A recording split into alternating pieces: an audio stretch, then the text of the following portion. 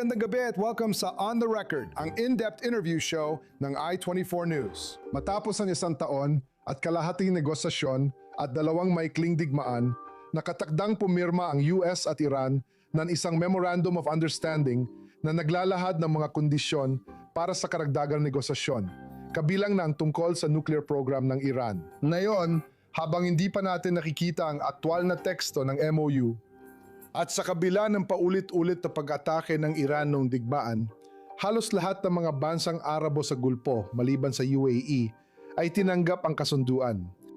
Pero based sa mga ulat kamakailan tungkol sa teksto, mukhang wala talagang katiyakan na hindi na sila muling aatakihin ng Iran sa hinaharap.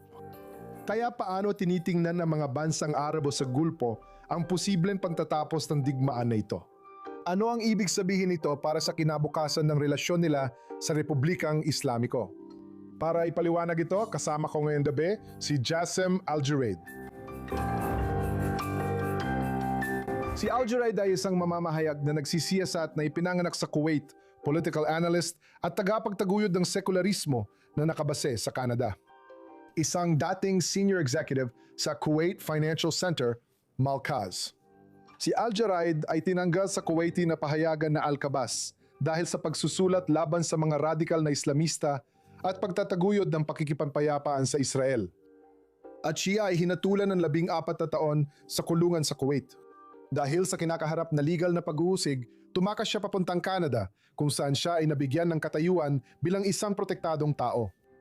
At doon niya ay pinagpapatuloy ang kanyang investigatibo at analytical na trabaho. Jassem, maraming salamat sa pagsama sa amin ngayong gabi. Masaya ako makasama kayo, Amir. Salamat. Gusto kong simulan sa MOU na napagkasunduan ng US at Iran. Muli, hindi pa rin natin nakikita ang opisyal na teksto. At kahit si Pangulong Trump ay nagsabi ngayong araw na ang tekstong napagkasunduan ay hindi pa pinal. Pero may malinaw na larawan ng diwa ng MOU na ito based sa iba't ibang ulat tungkol dito. Kaya ba talaga na natutuwa ang mga bansa sa Gulpo sa pagtatapos ng digmaan na yon na mas lumakas at naging radikal ang rehime ng Iran? O ito ba ay papapatuloy lang ng estratehiya ng papapalubag loob na ginagawa nila sa Iran sa loob ng maraming taon hanggang ngayon? Isa itong napaka-importanteng tanong ngayon at kung paano umuusad ang sitwasyong pampolitika sa GCC. Gusto nilang buhayin muli ang kalakalan at ekonomiya. Kasabay nito, natatakot pa rin sila na patuloy na pupundohan ng IRGC ang mga proxy. Yung, mga lihim na selula sa loob ng mga bansa niyon. Para muling buuin ang kanilang ideolohiya at muling buuin ang kanilang ikatlo o ikalimang linya. Para alam mo na magkaroon ng karagdagang mga pag-atake sa layuning ilagay sa kaguluhan ng lipunan at maapektuhan ang mga gumagawa ng desisyon at ang mga nasa ehekutibong lupon. Sa aking pagsusuri, ito ay tungkol lahat sa midterm elections para kay Donald Trump. Sa tingin ko, si Donald Trump ay kailangang malampasan ang midterm elections na may dalang mga pangakong hindi tayo nakikidigma. Nasa mga misyon militar o aksyon militar tayo sa GCC sa ngalan o sa panawagan ng ating mga kaalyado sa GCC. Kaya ang Emirates hindi nila pinagkakatiwalaan ng IRGC at tinupoy pa nila ang IRGC. Nasa loob ako ng silid sa UNHRC sa Geneva nang inilunsad na nilang isang napakagandang kilusan ng koalisyon sa loob ng silid. Inalis nila ang Iran sa usapin pagdating sa pagbibigay lehitimasyon sa pamunuang ito. Ginagampanan lang ng Emirates ang tungkulin nila. Matindi ring inaatake ang Kuwait. Kaya alam nating lahat kung gaano kadelikado ang kapitbahay na ito. Pero ang mahalaga muli, kailangan ipakita ng memorandum na mapayapa ang Pangulo. At siya nga ay mapayapa. Gusto niya ng kapayapaan sa reyong ito. Siya ang nasa likod ng Abraham Accords kasama si Ginoong Kushner. Pero sa tingin ko, hindi pa tayo tapos. Hindi pa idineklara na tapos na ang digmaan at wala pa akong nakikitang resulta. Wala akong nakita dito ang definisyon ng tagumpay. Iba-iba ang definisyon ng bawat isa. Iba-iba ang definisyon nila ng tagumpay. Mula GCC, IRGC, Estados Unidos at mga kaalyado nila. Para sa akin, nasa mission iyon pa rin ng Israel. At nabanggit ko na yan sa talumpati ko sa UN. Tama. Kaya nabanggit mo ang reaksyon mula sa UAE, Kuwait, dalawa sa mga bansang pinakaapektado ng Iran. Kaya paano naapektuhan ng digmaang ito ang pananaw ng Kuwait sa Republikang Islamiko? Ang Kuwait dati, alam mo, ang Kuwait ay nahaharap sa tatlong malalaking hamon sa rehiyon. Ang Kuwait ay nasa pagitan ng Saudi, Iraq at Iran. Kaya kadalasan talagang walang epekto ang Kuwait sa rehiyong ito. Ang Kuwait ay isang napakapayapang bansa, isang bansang may liberal na politika. Gusto lang nilang mamuhay ng payapa at umasenso at gusto nilang magtuon sa musika at adham at iba pa. Sa tingin ko, wala talagang matibay na paninindigan ng Kuwait yan. Pero ipinahayag din ng Kuwait ang kanilang takot na magpatuloy pa ang mga ganitong pag-atake. At nagtulong sila ng maraming bagay at pinalayas nila ang isa sa mga opisina ng depensa o tanggapan ng depensa sa Kuwait na nag-uulat sa embahada ng Iran. At ito ang iniisip ng Kuwait. Iniisip ng Kuwait na, sige, sasabay ako sa Estados Unidos. Sa wakas, nakita ng buong populasyon ng Kuwait na meron tayong iisang kalaban, ang Iran. At marami na tayong mga kaalyado ngayon. Pareho sila ng kalaban. Nakikita natin na ang Israel ay may parehong kalaban at tumutulong sila sa pag-atake, pagsira at pagpapahina sa rehimen yon. May Estados Unidos at Emirates na ngayon, pareho ng paninindigan kung saan nagsimulang umatake ang Emirates. Kaya sumusuporta ang Kuwait sa mga bansang ito, ngunit hindi nila pwedeng ipahayag ito ng hayagan. Gusto ko pang mas lumalim lalo na sa posisyon sa Gulpo dahil ang mga tao sa Gulpo na nakausap ko, kabilang nga dito sa palabas na ito, ay nagsabing lahat na kailangang muling suriin ng mga bansa sa Gulpo ang kanilang relasyon sa Islamikong Republika. At sa tingin ko, makikita natin kahit na hindi isang GCC na parang may dalawang kampo na nabubuo, ang kampong mas matigas ang linya na pinanggunahan ng UAE at Bahrain. At pagkatapos, meron kang tinatawag na mas mahinahong kampo, kumbaga, na sumusuporta sa pagpapalubag-loob, na malino na pinangungunahan ng Oman, pero maaari mo ring isama dyan ang Qatar at sa ilang bahagi ang Saudi Arabia. Saan napapabilang ang Kuwait sa ganitong bagong umuusbong na dinamika sa GCC kaugnay ng Iran? Muli, alam mo, dito sa rehiyon ito particular, parang lahat ng bagay ay nagsasapaw-sapaw. Isa sa mga yon ay ang alitan na naganap sa pagitan ng UAE at Saudi Arabia sa katimugan Yemen. Tinatawag namin itong Timog Arabia. At sa huli, ganito talaga nangyari. Umabot sa isang napaka-negatibong sitwasyon sa pagitan ng dalawang bansa.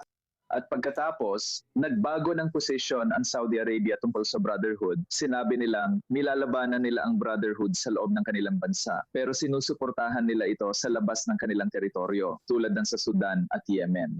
Ganyan ang kalagayan ng Kuwait na siyang nag-iisang kapitbahay ng Saudi Arabia sa panig na yon sa GCC. Ang Kuwait ay nasa isang napakahirap na lokasyon. Iniisip ng Kuwait na wala na kaming posisyon ngayon. Wala kaming sasabihin. Iisipin lang namin ang aming sariling pag-iral. Kaya ang mga banta sa pag-iral na nagmumula sa IRGC, hindi nakita ng Saudi Arabia na may interes sila na, alam mo, na tumutol o tulungan ng Kuwait na ipagtanggol ang kanilang sarili. Matagal na nilang binabanggit ito. Ibig kong sabihin, sinasabi nila na ipagtatanggol namin ang Kuwait, ibubuhos namin ang lahat ng aming pagsisikap at lahat ng aming kakayahan para ipagtanggol ang Kuwait. At wala silang ginawa. Iba ang naging posisyon nila. Para silang naging tagapamagitan. Alam nila na ang IRGC ay umaatake sa Kuwait, kaya may nan-aapi sa sitwasyong ito. Pero pinili nila makipag-usap na lang at makipagnegosasyon para maprotektahan din ang sarili nila laban sa kanila. At gusto rin nilang ipakita na meron silang parang, alam mo na, connection kamakailan sa Muslim Brotherhood. Kaya ang Kuwait ay kapareho ng posisyon ng UAE. Kaya naman, ang Kuwait at UAE ay parehong matindi ang naging pag-atake sa kanila, halos magkapareho. Mukhang kamakailan lang nakuha ng Kuwait ang mas maraming missiles at drones. Pero muli, kapareho tayo ng paninindigan ng UAE kamakailan. At ito ang nagpapagalit sa IRGC. Ayaw nila na tayo ay, alam mo na, lumaban sa Muslim Brotherhood. Ayaw nila na gawin natin ng reforma sa Kuwait at bawiin ang citizenship ng mga taong nagsimulang kontrole ng bansa gamit ang pekeng pagkakakilanlan. Kaya ito ay Saudi Arabia at Oman. Ang Oman ay kumukuha ng ibang posisyon kumpara sa Saudi Arabia. Sinasabi nila na mas maluwag kami pagdating sa Iran. At ang ministro ng Ugnayang Panlabas ng Oman, sa aking palagay, at magiging tapat ako, ay nagpakita ng talagang nakakahiya na paninindigan. Pumapanig siya sa Iran at ina-attack pa ang GCC, sinasabing dapat nilang protektahan ang sarili nila. Parang kinakatwiranan niya ang pag-atake sa atin. Kaya hindi sumagot ang Kuwait doon. Madalas ding hindi tumugon ang Kuwait sa iba't ibang bagay. Kapag hindi sila tumutugon, ibig sabihin tutol sila. Kaya, oh. Oo, hindi lang ang sagot. Sa palagay mo ba nais ng Kuwait ng pagbabago ng rehimen sa Iran? Tiyak. Tiyak. Oo. Ang Kuwait ay pareho ng pananaw ng UAE. Pero sa tingin ko, hindi malinaw na gusto ng Saudi Arabia ang pagbabago niyan dahil pare-pareho silang nasa isang kampo ng political Islam. Kapag nakita mo ang Real Madrid at Barcelona na naglalaro sa La Liga, gusto ko lang ibigay ang halimbawang ito. Ayaw ng Barcelona na tanggalin ang Real Madrid sa Liga. Gusto nilang durugin ang Real Madrid, lalaban sila kapag naglalaro laban sa kanila. Pero ayaw nilang alisin sila ng tuluyan. Dahil nakakaaliw din ito sa ideolohiya o sa mga manonood na may isa pang karibal. Kaya, Saudi Arabia. Pakay nilang panginain ng IRGC pero hindi ito tuluyang alisin. Iniisip nila na susunod ang kanilang ideolohiya, ang Wahhabism. Ang tinutukoy ko ay yung pangkalahatang lapit nila kapag pinag-uusapan ang pamumuno sa mundo ng Islam. Kaya oo, nandyan tayo sa dulo ng tinatawag na political Islam kung saan makikita mo ang Pakistan, makikita mo ang Iran, makikita mo ang Saudi Arabia at makikita mo ang Palestina. Pag-usapan natin ulit ang Palestina, sila ay alam mo na pinahihina.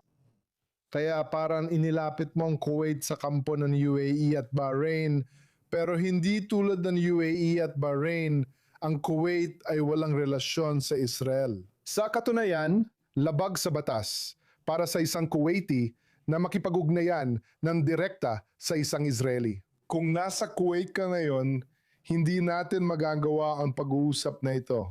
At pagkatapos ng pag-anunsyo ng Abraham Accord, 6 na taon na ang nakalipas, sinabi ng Kuwait na sila ang magiging huling bansa na kikilala sa Israel. At gayon pa man, kamakailan ay sinabi mo sa isang panayam na nagkaroon ng pagbabago sa pananaw ng publiko ng Kuwait tungkol sa Israel mula nang sumiklab ang digmaan laban sa Iran.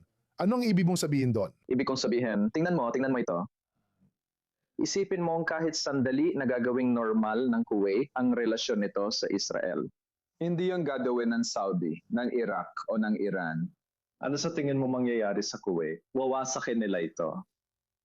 Tatamaan sila ng mga misil at drone gaya na nangyari na dati. Wawasakin nila tayo, buburahin nila tayo sa mapa. Habang pinag-uusapan natin ang diplomasya sa likod ng saradong pinto, may diplomasya sa pagitan nila. Dati ako nakikipag-usap ako sa maraming miyembro ng media ng Israel at wala namang nangyari sa akin. Ang nangyari ay pagkatapos mamatay ni Sheikh Sabah Al-Ahmad noong 2020, sinimulan nila akong habulin. Dati akong sumusulat para sa Al-Kabas ng mga 6 o 7 taon hanggang sa ako ay pinaalis. Ako ay tinanggal sa trabaho. Kaya wala tayong batas na nagbabawal sa akin na makipag-usap sa mga Israeli. Ang taming batas lang namin ay wala kaming embahada sa Israel at ang pagpunta sa Israel ay labag sa batas dahil wala kaming embahada doon bilang isang bansa. Hindi talaga namin tayan asikasuhin ang mga bagay mo ron. Yun ang problema namin. At bukod doon, nakikipag-usap ako sa mga Israeli. May mga ulat ako kasama ang mga Israeli na naipalabas na ayaw kong banggitin ang mga pangalan nila, pero nandun sila.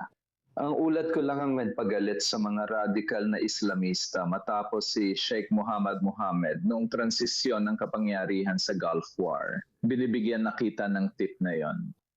Ang mga radical na Islamista, sinasamantala nila ang ganitong sitwasyon para kontrolin ang opinyon ng publiko. Kaya sasabihin nila, alam mo ba, ang susunod na emir ay magiging napakarelihiyoso at siya ay magiging malapit sa amin kaysa sa iba. Kaya hinihiling namin ang suporta ninyo at ng lipunan para maibalik ang aming pagkakakilanlan. Hindi naging radical ang Kuwait. Ang Kuwait ay dating liberal na bansa. Ang nanay ko ay nagsusuot ng maitling palda at naglalakad kami sa kalye noon. Ngayon, alam na natin ang problema. At ang tanging problema lang na meron kami at salamat sa kanya at alam mo na si Hak Rabin, okay?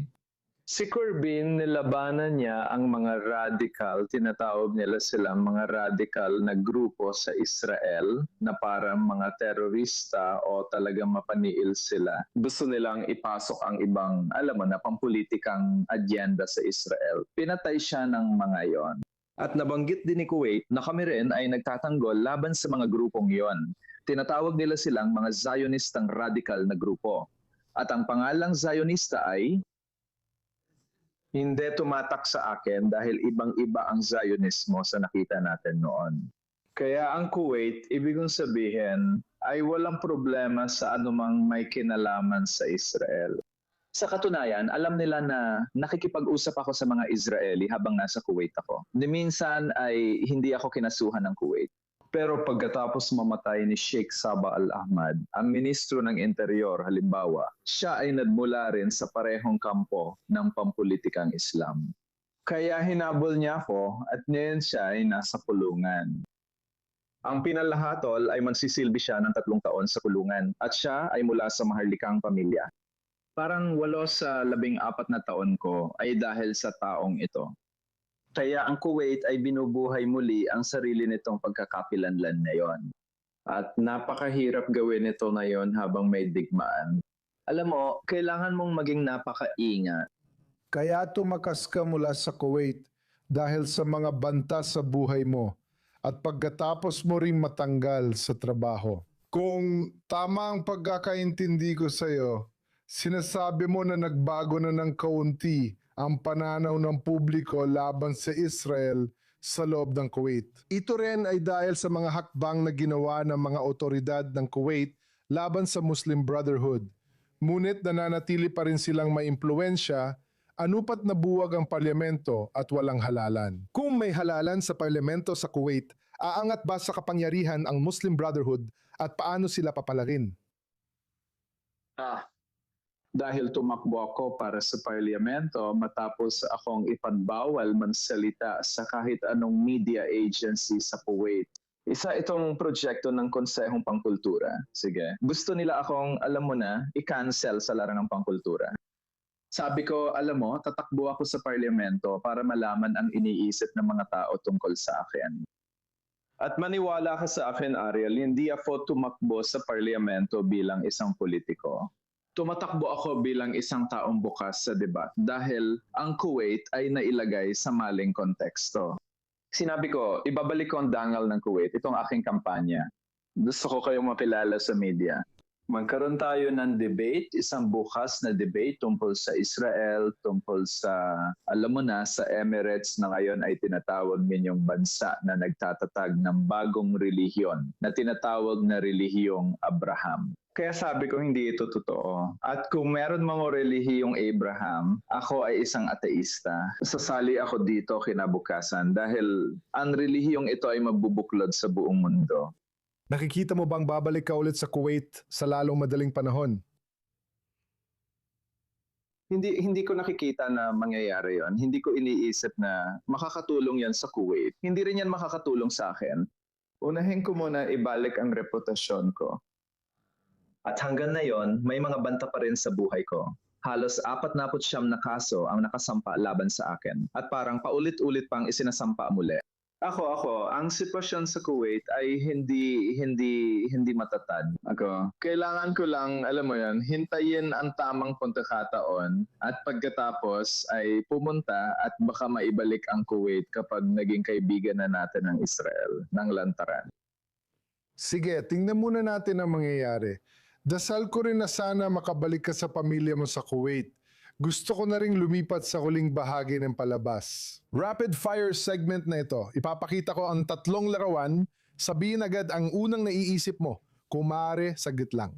Ang unang larawan, ito si Sheikh Mishal Al-Ahmad Al-Jaber Al-Sabah, ang pinuno ng Kuwait at ika-17 emir. Uy, siya isang ama. Mahal ko siya. Sa tingin ko, muling binubuo niya ang Kuwait sa mahirap na panahon. Isa siyang tagapagbago at game changer. Kawili-wili. Sige. Panggalawang larawan, si Pangulong Donald Trump ng Estados Unidos ito. Nirerespeto ko ang opinyon niya tungkol sa gitnang silangan at ang gusto niyan alisin ang mga radikal na Islamista. Naiintindihan ko ang mga hamon niya sa Estados Unidos. Sa tingin ko, isa rin siyang game changer pero sa ibang paraan, sa isang bagong sistema at bagong estilo. Sa tingin ko, kailangan niyang huwag masyadong maging bukas. Ang kanyang mga hangganan sa lahat ng sigalot ng sabay. Ang Canada ay isang magandang bansa. Pakiusap, Ginoong Pangulo, hayaan niyo na ang Canada. Sige, para may dalawa kang pinapanigan. Gusto ko magpatuloy sa personal na larawang ipinadala mo. Ipinadadala mo ito sa akin nung nag-usap tayo bago ang palabas. Ito ay ikaw at ang iyong ama sa Kuwait.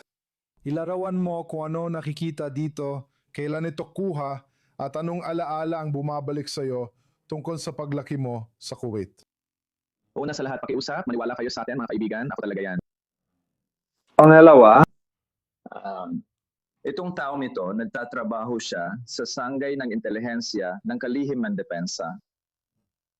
At tinuruan niya ako kung paano, alam mo na, tutulan ang mga ideya ng mga radikal na Islamista. Itong taon ito ay parang isang taong napakalinaw mag-isip.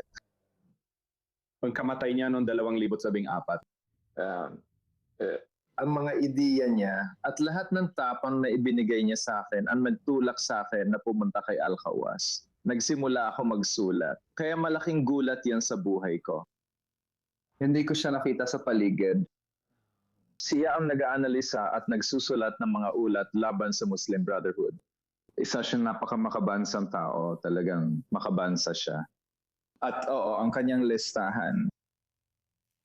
Ibig kong sabihin, tinanong kita kanina kung nakikita mong babalik ka sa Kuwait at sinabi mong masyadong maggulo ang sitwasyon doon. Kaya umaasa ka ba? Sinabi mo na ang kasalukuyang emir, siya ay ama ng bansa at siya ay may malawak na pananaw at tagbabago. Umaasa ka ba ng mas magandang kinabukasan para sa Kuwait, sa reyon, at marahil makapantatag ng mga bagong koneksyon? May dalawang magkaibang bagay. Ang isa ay kung handa na akong pumunta sa Kuwait. At ang pangalawa naman ay magiging mas mabuting bansa ba ang Kuwait sa malapit na hinaharap? At sa tingin ko, ang Kuwait ay magiging patungo sa tamang direksyon. Pero masyado pang maaga para bumalik ako at magbigay ng gayong presyon sa naghaharing pamilya. Hindi ko talaga nakakalimutan na pinayagan nila ako makatakas sa Kuwait. Sinabi nila, inaalis na namin ang travel ban. Bumiyahe ka na ngayon, tumakas ka na ngayon. Kung hindi, makukulong ako at magsisilbi ng 14 na taon. Kaya di ko ito malilimutan. At alam kong sang-ayon sila sa paramihan ng sinasabi ko at ginagawa ko at sa mga pinaniniwalaan ko. Kaya nila ako pinayagan. Kung hindi, isasarado nila ang pinto para sa akin. At talagang nainis na naman ang Ministro ng Interior. Kaya. Iyon na ang punto. Napakagandang bansa ng Kuwait. Napakahalagang bansa ng Kuwait para sa riyon. Ang Kuwait ay, alam mo, parang isang pusali, alam mo, sinisipsip lahat ng problema at ginagawang musika at ginagawang isang bagay na malapit dito. Nunet, mahirap na panahon ito at ayokong dagdagan ng pressure sa bansa. Well, Jasim, kailangan kong sabihin sa personal na pananaw na ikaw, ang katotohanan na pinili mo maging bukas at itaguyod ang mga ideya ng pamumuhay na magkakasama dito sa reyon, sinusubukang sirain ang mga maling akala at maraming propaganda, sa tingin ko ay napakatapang mo. Pinupuri kita at ipagpatuloy mo ang mahalaga mong ginagawa. Sa ngayon, kailangan natin tapusin muna ang pag-uusap na ito. Salamat muli, Jasim Aljuraid, sa pagsama ngayong gabi. Abangan ulit sa susunod na linggo sa On The Record. Panurin ang episode na yon at lahat ng naunang palabas sa YouTube at Spotify. Salamat sa panonood.